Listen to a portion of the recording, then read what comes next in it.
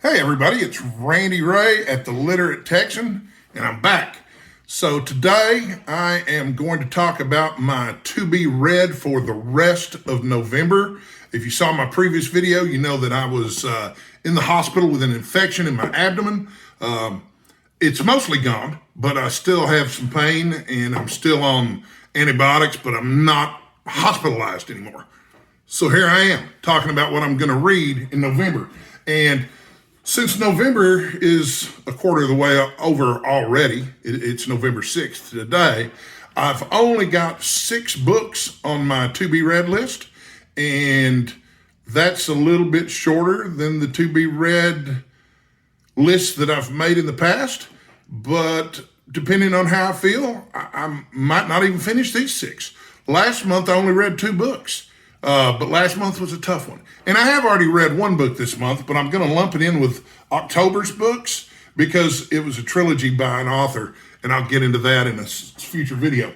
But, okay, let's go. So, number 1 on my to-be read list is The City and the City by Chine Mieville. And as you can tell from the bookmark, I've already started it. This is a buddy read I'm doing with MJ at Reading This Life, and she's a lot further along in it than I am, but that will change as of today because I don't have much else to do today besides work, read this, and I'm going to exercise today too. Well, I'm gonna make a dent in this regardless of my to-do list today. But anyway, I've read part of this before. I DNF'd it. I don't know why. I liked it, but here's the summary on the back. When a murdered woman is found in the city of Basel, somewhere at the edge of Europe, it looks to be a routine case for Inspector Théodore Bourlou of the Extreme Crime Squad. To investigate, Bourlou must travel from the decaying Basel to its equal, rival, and intimate neighbor, the vibrant city of Alcoma. But this is a border crossing like no other, a journey as psychic as it is physical, a scene of the unseen. With Alcoman detective Kusum Dutt, Bourlou is enmeshed in a sordid underworld of nationalists intent on destroying their neighboring city and unificationists who dream of dissolving the two into one. As the detectives uncover the dead woman's secrets, they begin to suspect a truth that could cost them more than their lives. What stands against them are murderous powers in Basel and in Alcoma, and, most terrifying of all, that which lies between these two cities. And I guess the premise or the background of this book has to do with the fact that the actual physical geography of the cities overlap. So if you're in Basel, some of what's also in Basel is Alcoma, but you're not supposed to see what's in Alcoma. You're supposed to deliberately pretend it's not there, and vice versa. Obviously, these are not real cities. Chine Mieville is a fantasy and science fiction writer. I think he describes himself as part of the new weird, which is an interesting genre itself. Anyway, he's a compelling writer. It's a little difficult so far because all the names are so bizarre, but it's definitely a police procedural. There's no getting around it. But it's got that added aspect of this fantasy setting that's frankly pretty Kafka-esque. And a few years ago, I read, I think, the complete works of Kafka. And, I wonder what Franz Kafka would think at how prescient he was, because I'll tell you what, I wake up in a Kafkaesque world every day. And if you don't believe that, you should spend some time in a hospital or maybe dealing with your local court system through a divorce or whatever. So anyway, that I'm reading as a buddy read with MJ from Reading This Life. When I finish it, I'm moving on to a group read I'm doing with the other co-hosts of Dr. No-vember. This is the first BookTube event that I have been invited to co-host, so I'm very honored and excited about that. Part of me feels like I should drop everything and read nothing but espionage novels all month long, but I'm not going to do that. So, the group read is for a book called The Spy Who Came In From the Cold, which is a title that I think a lot of people might remember. It's by John le Carré. and it's his third novel. It was a bestseller on the New York Times for 34 weeks. I know this because it says so on the back cover. In the shadow of the newly erected Berlin Wall, Alec Lamas watches as his last agent is shot dead by East German sentries. For Lamas, the head of Berlin Station, the Cold War is over. As he faces the prospect of retirement or worse, a desk job, Control offers him a unique opportunity for revenge. Assuming the guise of an embittered and dissolute ex-agent, Lamas is set up to trap Munt, the deputy director, of the East German intelligence service, with himself as the bait. Setting a standard that has never been surpassed, John le Carré's third novel is a devastating tale of duplicity and espionage and the haunting masterwork that first earned him international renown. So I'm looking forward to that. It also looks mercifully short, as does The City in the City. The three novels that I've read most recently were all 500 or 600 pages long. So I'm looking forward to reading something a little shorter. Number 3, I'm reading The Black Dahlia by James Ellroy, and it is a buddy read with my friend Greg at Another Bibilophile Reads. And try as I might, I cannot find my copy of The Black Dahlia, which I just got in the mail. Well, I can't really tell time anymore because of all the medications I'm on. It's a wonder that anybody watches this channel because I'm barely intelligible when I'm normal, but since my health has started to fail, there's no telling what I'm going to say or when I'm going to say it. But also, I lose stuff like trains of thought and books. So if I don't find it before tomorrow, I'm just going to order another copy of it. I've got time because it'll probably take me the rest of the week to read the 2 other ones on here. The Black Dahlia, I believe, is a pretty famous crime novel. Greg said he couldn't put it down, and I think he's read it before, but I'm really excited about reading it. I think it's based on a true story, too. So, number 4.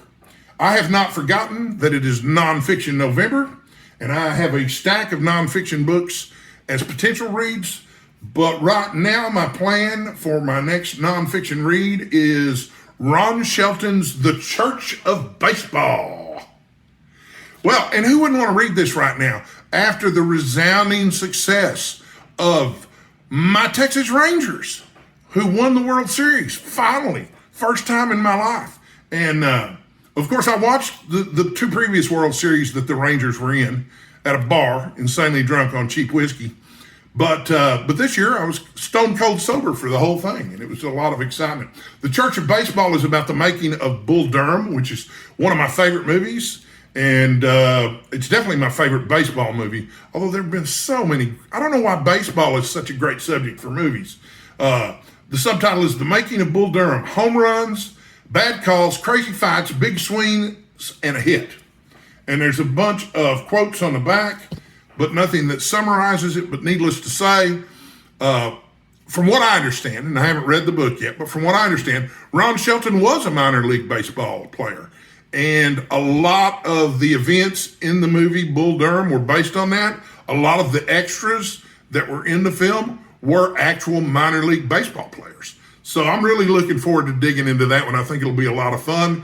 Since Ron Shelton wrote the movie Bull Durham, the screenplay, the book's probably good too. And I've learned that because I read a book by Quentin Tarantino earlier this year. And I was not optimistic about how I was going to feel about the book, but it occurred to me after reading it halfway through and thinking, man, this is really good. Well, of course it's good. Quentin Tarantino wrote all these movies, and, aside from his surprising direction and his encyclopedic knowledge of B-movies from the past that he draws from, he's probably best known as a writer, the dialogue and stuff. So anyway, I'm going to go with the whole, if he's a good screenwriter and he writes a book, it's probably good too. Okay, so I have started a project where I am reading all of the books by Richard Russo. I had a conversation with Steve Donahue about this the other day because he was surprised. He told me that he didn't know a lot of people who related well to the author Richard Russo, and he asked me about that. I came to Richard Russo from a movie I saw called Nobody's Fool, which was based on a novel. It starred Paul Newman, who's, probably my favorite actor of all time. Him or Redford, but yeah, it's Paul Newman. And he plays the main character in the first book, Nobody's Fool, Donald Sullivan. Wonderful cast for the movie, by the way. It's got Paul Newman, Bruce Willis, Jessica Tandy, and trying to remember the name of the female lead. She's real famous. I think she's married to Don Johnson. Anyway, it'll come to me as soon as I finish recording the video. This is not that book because I read that book as part of my October reading material. This is a newish novel by Richard Russo titled Chances Are, which of course is one of my favorite songs. I love Johnny Mathis. But here's the back cover for you. One beautiful September day, three men in their late 60s, friends ever since meeting in college, convene on Martha's Vineyard. They couldn't have been more different then or even today. Lincoln's a commercial real estate broker. Teddy is a tiny press publisher, and Mickey is a musician beyond his rockin' age. But each man holds his own secrets, in addition to the monumental mystery that none of them has ever stopped puzzling over since a Memorial Day weekend right here on the vineyard in 1971.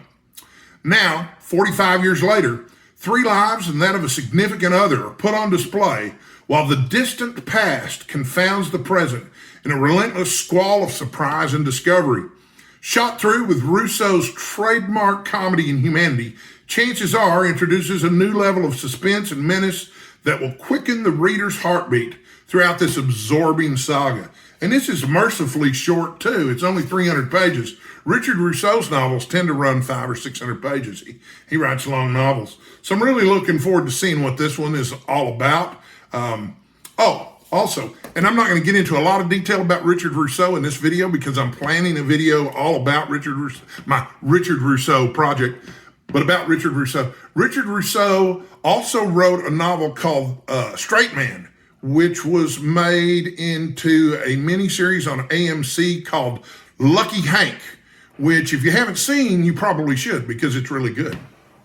And finally, number 6 on my November to-be-read list is Casino Royale by Ian Fleming, another entry in Dr. No-vember. I bought a used copy of this that is in excellent shape. Here it is.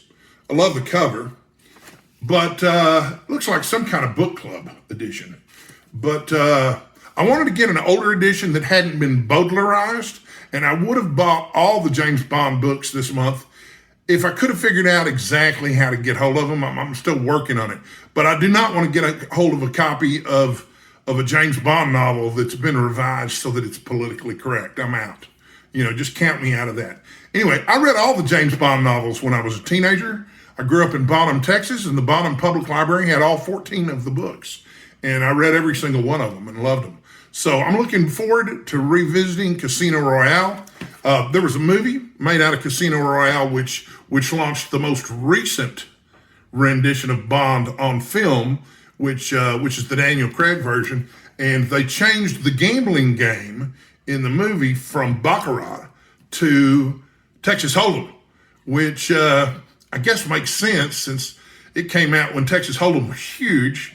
But I don't know. I think it'll be interesting. Baccarat's what he's always played in the books in the previous movies. So boring game. Might as well be tossing a coin. I know a little bit about gambling games, and Baccarat's got nothing to recommend it except a lot of, the odds are good. The house always wins still, but the odds are good. So that is my to-be-read list for the rest of November. If you haven't already posted a to-be-read list for November, or if you just feel like commenting about something, I would love to see in the comments what you're most looking forward to seeing in November. And finally, I want to thank everyone who has left a comment for me expressing good wishes for me getting well. Being in the hospital is never any fun, and I'm a little overwhelmed by all the comments, but I'm going to try to reply to all of them today. I replied to several of them last night, but the amount of support that I've seen from